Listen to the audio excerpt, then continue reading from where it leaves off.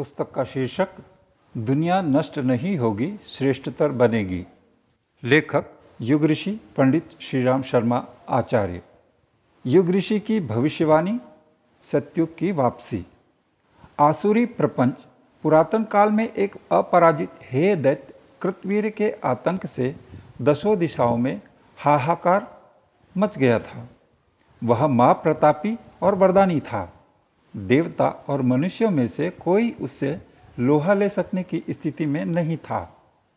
सभी असहाय बने जहां तहां अपनी जान बचाते फिरते थे। उपाय ब्रह्मा जी ने सोचा। भगवान शंकर को एक प्रतापी पुत्र उत्पन्न करने के लिए सहमत किया। वही इस प्रलय दूत से लड़ सकता था। स्वामी कार्तिक जन्मे। अग्नि ने उन्हें गर्भ में रखा। कृतिकाओं ने पाला और इस योग्य बनाया कि वह अकेला ही चुनौती देकर कृतवीर्य को परास्त कर सके। ऐसा ही हुआ भी और संकट टलने का सुयोग आया था। इस पौराणिक उपाख्यान में कितना सत्य और कितना अलंकार है यह कहना कठिन है, पर वस्तुतः विभीषिकाएं सचमुच ही ऐसी हैं जिन्हें कृतवीर्य के आतंक तुल्य ठहराया जा सके। जो सामने है उनकी परिणति महाप्रलय होने जैसी मान्यता हर विचारशील की बनती जा रही है। अणु युद्ध की विभीषिका किसी भी दिन साकार हो सकती है और इस धरती पर विषाक्तता के अतिरिक्त और कुछ बचने के आसार नहीं है। बढ़ती जनसंख्या के लिए निर्वाह साधन अगले दिनों भी मिलते रहेंगे, इसकी कोई संभावना नहीं है। अन्न, जल, खनिज ही नहीं, शुद्ध वायु तक मिलना संभव न रहेगा और लोग भूख, प्यास, घुटन से संतृप्त होकर दम तोड़ेंगे। मर्यादाओं को तोड़ मरोड़ डालने में निरत व्यक्ति को स्वास्थ्य, संतोष, सुरक्षा, संपदा सभी से वंचित होना पड़ेगा। अनाचार्य की मान्यता देने वाले समाज में स्नेह, सहकार और न्याय के लिए क्या स्थान रहने वाला है? विशृंखलित और विग्रही समाज का कोई भी सदस्य चैन से न रह सकेगा। इन परिस्थितियों का विवेचन हर क्षेत्र के मूर्धन्य विचारशील कर रहे हैं और एक स्वर में इस निष्कर्ष पर पहुंच रहे हैं कि समय रहते न चेता गया तो मनुष्य जाति को सामूहिक आत्महत्या के लिए बाधित होना पड़ेगा। इस प्रसंग में शास्त्राकार, दिव्यदर्शी, ज्योतिषी, भविष्यवक्ता भी अपने अपने तर्क प्रमाण प्रस्तुत करते हुए यह घोषित करते हैं कि दुर्दिनों की विपत्ति बेला अब कुछ ही दिनों में आ धमकने वाली है। बढ़ते तापमान से ध्रुव पिघलने, समुद्र उफनने और हिमयुग वापस लौटने जैसी चर्चाएं आए दिन सुनने को मिलती रहती हैं। कोई चाहे इन परिस्थितियों की कृतवीर महादैत्य के समय से तुलना कर सकता है जो किसी के भी झुकाए न झुक पा रहा है। सुनिश्चित दिव्य योजना। ऐसे समय में आध्यात्म शक्ति ही कारगर होती रही है। विश्वामित्र का यज्ञ जिसकी रक्षा करने राम लक्ष्मण गए थे, सामयिक आतंक को टालने की पृष्ठभूमि बनाने के लिए ही किया गया था। दधीचि के अस्थिदान के पीछे भी यही उद्देश्य था। कार्तिकीय जैसी अध्यात्म क्षमता उत्पादित करने के प्रयत्नों के साथ किसी प्रकार संगति बिठानी हो तो प्रज्ञा परिजनों द्वारा संचालित प्रज्ञा पुरस्चरण से बैठ सकती है, जिसमें 24 लाख व्यक्ति एक समय पर एक विधान से वातावरण संशोधन की साधना करते हैं। इसी की एक कड़ी इस अनुभव प्रयास के साथ जुड़ती है जिसमें एकांतवास के साथ उग्र तपश्चर्या, सूक्ष्मीकरण साधना करने का निर्धारण है। इसकी सुखद परिणति पर हमें उतना ही विश्वास है जितना अपनी आत्मा और परमात्मा के अस्तित्व पर। दृश्य और प्रत्यक्ष परिस्थितियों का विश्लेषण करने वालों और निष्कर्ष निकालने वालों की तुलना में हमारे आभास इन दिनों सर्वथा भिन्न है। लगता है कि एक एक करके सभी संकट टल जाएंगे, अणु युद्ध नहीं होगा और यह पृथ्वी भी वैसी बनी रहेगी जैसी अब है। प्रदूषण को मनुष्य न संभाल सकेगा तो अंतरिक्षीय प्रवाह उसका परिशोधन करेंगे। जनसंख्या जिस तेजी से बढ़ रही है, एक दशाब्दी में वह दौड़ आधी घट जाएगी। रेगिस्तानों और ऊसरों को उपजाऊ बनाया जाएगा और नदियों को समुद्र तक पहुंचने से पूर्व इस प्रकार बांध लिया जाएगा कि सिंचाई तथा अन्य प्रयोजनों के लिए पानी की कमी न पड़े। प्रजातंत्र के नाम पर चलने वाली धांधली में कटौती होगी। वोट उपयुक्त व्यक्ति ही दे सकेंगे। अफसरों के स्थान पर पंचायतें शासन संभालेंगी और जन सहयोग से ऐसे प्रयास चल पड़ेंगे कि जिनकी इन दिनों सरकार पर भी निर्भरता रहती है। प्रजातंत्र के नाम पर चलने वाली धांधली में कटौती होगी। वोट उपयुक्त व्यक्ति ही दे सकेंगे। अफसरों के स्थान पर पंचायतें शासन संभालेगी और जन सहयोग से ऐसे प्रयास चल पड़ेंगे कि जिनकी इन दिनों सरकार पर ही निर्भरता रहती है। नया नेतृत्व उभरेगा। इन दिनों धर्म क्षेत्र के और राजनीति के लोग ही समाज का नेतृत्व करते हैं। अगले दिनों मनुष्यों की एक ऐसी बिरादरी का उदय होगा जो देश, जाति, वर्ग आदि के नाम पर विभाजित वर्तमान समुदाय को विश्व नागरिक स्तर की मान्यता अपनाने, विश्व परिवार बनाकर रहने के लिए सहमत करेंगे। तब विग्रह नहीं, हर किसी पर सृजन और सहकार सवार होगा।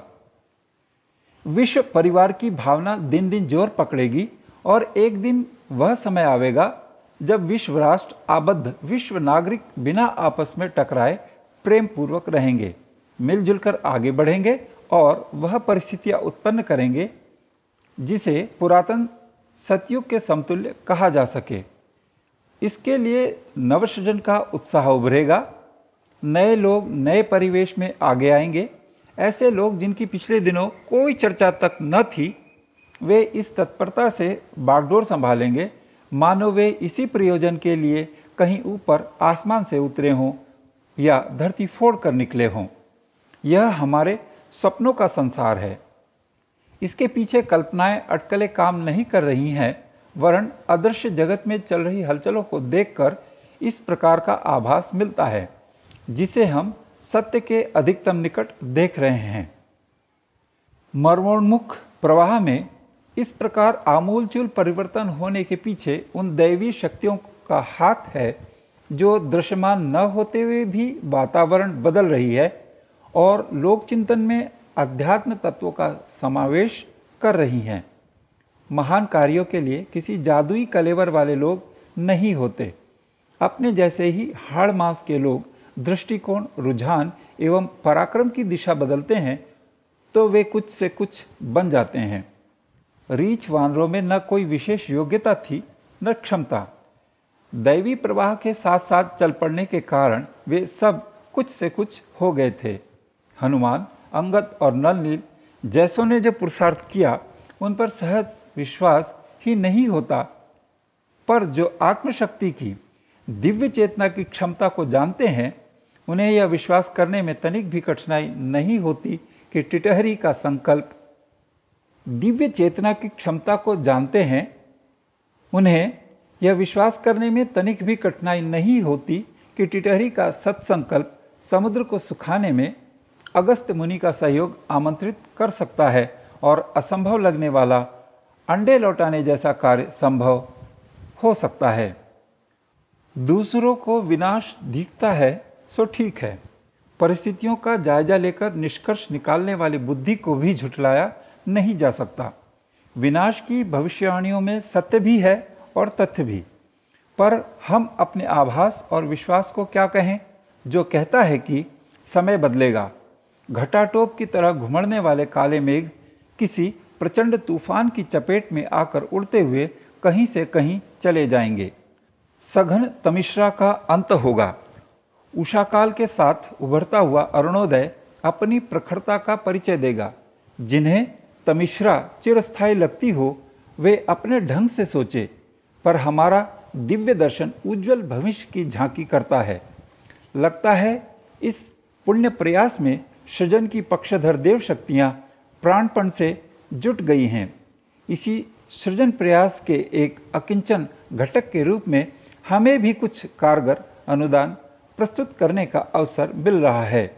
इस सुयोग्य सौभाग्य पर हमें अतीव संतोष है और असाधारण आनंद भी। संघर्ष और सृजन का संयुक्त मोर्चा। स्थिति की समीक्षा। राम रावण युद्ध प्रायः 2 महीने चला था। इसके बाद उन रीछ वानरों का क्या हुआ जो दल बल समेत ऋषिमुख क्षेत्र से समेट बटोर कर लाए गए थे? नल नील ने एक पुल बनाने के बाद पेंशन ले ली थी क्या? भरत लक्ष्मण चवर ही डुलाते रहते थे क्या? नहीं, वे सब सृजनात्मक कार्यों में व्यस्त हुए थे और सत्युग की वापसी का योजनाबद्ध सरंजाम जुटाते रहे थे। कृष्णकालीन गोप गोवर्धन उठाने के उपरांत छुट्टी पर नहीं चले गए थे। महाभारत भी प्रायः 2 महीने में ही समाप्त हो गया था। इसके बाद उन सब लोगों ने क्या किया? इसका उत्तर भी यही है कि परीक्षित के तत्वावधान में सुव्यवस्थाओं की स्थापना के विशालकाय प्रयत्न हुए थे। यही रीछ वानर करते रहे थे। बुद्ध की परिव्राजक दीक्षा और संघारामों के निर्माण का जो वर्णन मिलता है वह सब मिलाकर 20-30 वर्षों का है। इसके उपरांत वह लाखों की बौद्ध मंडली विसर्जित तो नहीं हो गई थी। जेल से छूटने के उपरांत भी सत्याग्रही सर्वोदय आदि के रचनात्मक कामों में लगे रहे हैं।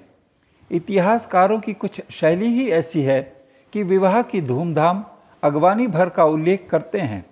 उसके उपरांत दोनों परिवारों में क्या हलचल रही इसका वर्णन करने में उन्हें रुचि नहीं होती। इतने पर भी यह नहीं समझा जाना चाहिए कि आरंभिक मारधाड़ प्रधान घटनाक्रम ही सब कुछ होता है। महत्वपूर्ण तो वह रहता है जो सृजन की दृष्टि से किया जाता और लंबे समय तक चलता है। बीज एक दिन में बो दिया जाता है, मुहूर्त उसी का निकालते हैं, पर फसल आने तक जो लंबी व्यवस्था बनानी पड़ती है उसकी चर्चा तो लोग भूल ही जाते हैं। पर इससे क्या, वर्णन उल्लेख वाले अपनी बात आप जाने, तथ्य तो जहां के तहां रहेंगे।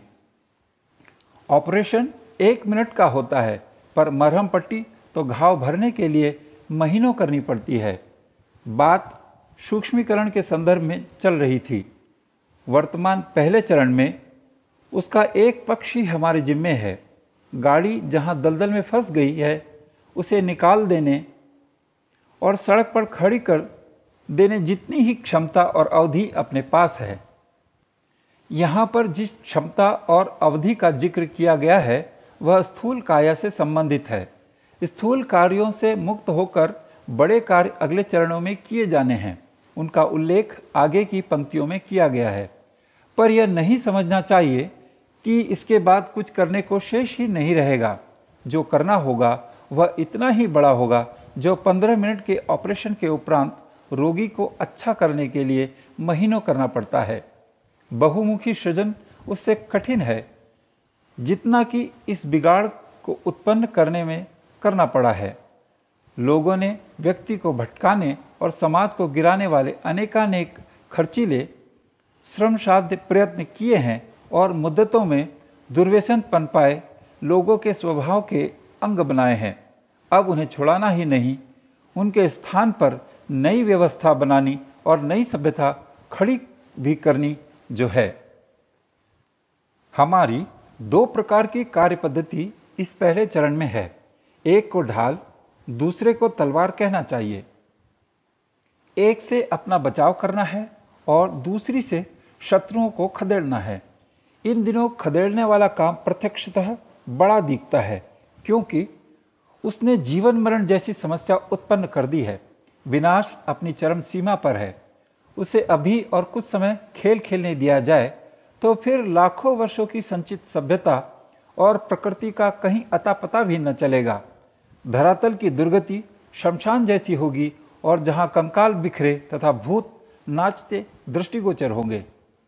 इस विनाश विभीषिका के उत्पादन केंद्र पर समय रहते गोलीबारी करनी है ताकि महाप्रलय का अवसर प्राप्त करने से पूर्व ही वे अपने हाथ पैर तुड़ा बैठें और वह न कर सकें जो करने की डींग हाँकते और आतंक मचाते हैं। यह एक कार्य हुआ, वो यह हमारे अपने जिम्मे है। सूक्ष्मीकरण के उपरांत हमें विश्वास है कि दधीची वाला इंद्रवज्र बन सकेगा जो वृत्रासुर का अहंचूर्ण कर सके। हमें विश्वास है कि जिस शांति और प्रगति की प्यास से धरातल जल रहा है उसे शीतलता प्रदान करने योग्य गंगावतरण हो सकेगा। इसमें किसी भागीरथ का तप काम आ सकेगा। दूसरा पक्ष नर्सरी उगाने जैसा है। अगले दिनों इसी धरती को स्वर्गोपम बनाना है। मानवीय गरिमा की टूटी हुई कड़ियों को फिर से जोड़ना है। जो गवा चुके उसे फिर से प्राप्त करना है। इसीलिए इसी भूमि पर नंदनवन, कल्पवृक्ष उद्यान उगाने की आवश्यकता पड़ेगी। इसकी तैयारी भी साथ साथ चालू रहनी चाहिए। गोला बारूद की फैक्ट्री भी पूरी तत्परता से आवश्यक सामान उत्पादन करने में निरत रहे, किंतु दूसरी ओर विशालकाय कृषि फॉर्म में ऐसी नर्सरी भी बोई उगाई जाती रहे ताकि समय पर खोया ऊंट घड़े में न ढूंढना पड़े। परशुराम परंपरा में ऐसा ही हुआ भी। उनने एक बार आताताइयों के सिर काटकर समस्त धरती को दुश्चिंतनों से मुक्ति दिलाई थी। ब्रेन वाङ्मय का विचार क्रांति का उद्देश्य पूरा किया था।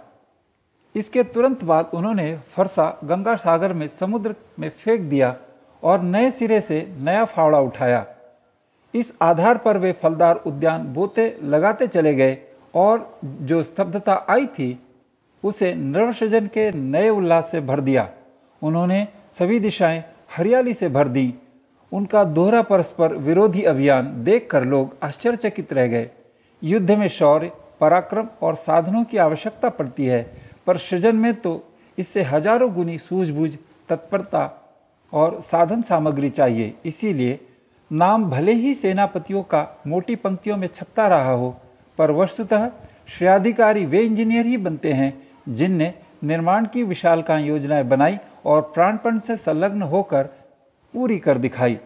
अस्पताल में भी मेज पर छुरी, कैंची भी सजाई जाती है, पर ठीक उसकी बगल में टाँके लगाने की सुई, मरहम, गौज, रुई आदि भी तैयार रखी जाती है। अन्यथा केवल फाड़ चीर न केवल अधूरी रहेगी, वरन बिना क्षतिपूर्ति के नए किस्म के संकट भी उत्पन्न करेगी।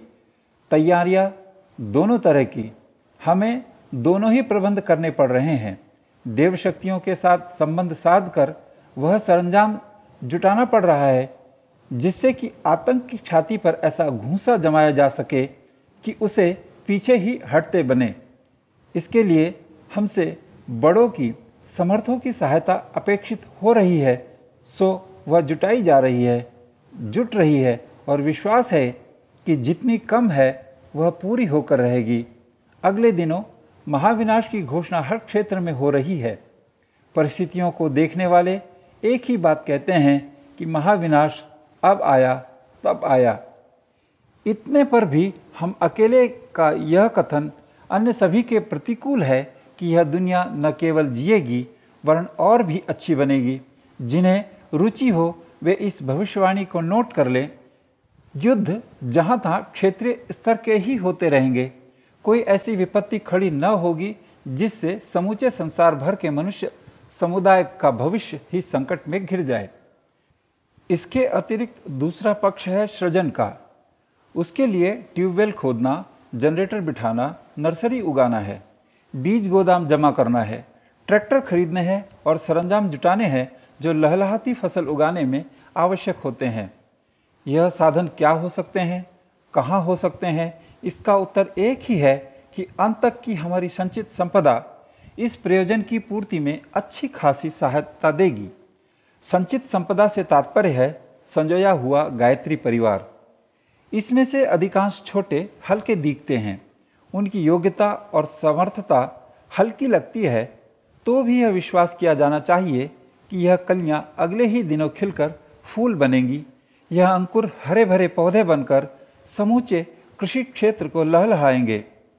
यह अभी के छोटे बछड़े कल परसों हल चलाएंगे और रथ खींच दिखाएंगे। बच्चे सभी के अनगढ़ होते हैं, उन्हें शऊर कहाँ होता है, फिर भी वे देखने में कितने सुंदर लगते हैं। उनकी अनगढ़ हरकतें भी सुहाती है, उनके अधरों पर भविष्य चमकता है। ऐसा ही कुछ प्रज्ञा परिवार के संबंध में कहा जाए तो अत्युक्ति न होगी। उसमें हनुमान, अंगद निश्चय ही उंगलियों पर गिनने जितने हैं, पर कुरेद कर देखा जाए तो जटायु और केवट, शबरी और गिलहरी की भक्ति भावना से यह समूचा समुदाय भरा पड़ा है। ये ऐसा ही कुछ प्रज्ञा परिवार के संबंध में कहा जाए तो अत्युक्ति न होगी। उसमें हनुमान, अंगद निश्चय ही उंगलियों पर गिनने जितने हैं, पर कुरेद कर देखा जाए तो जटायु और केवट, शबरी और गिलहरी की भक्ति भावना में यह समूचा समुदाय भरा पड़ा है। छोटे होने पर भी वे कहते हैं कि हमसे आशा रखी जा सकती है।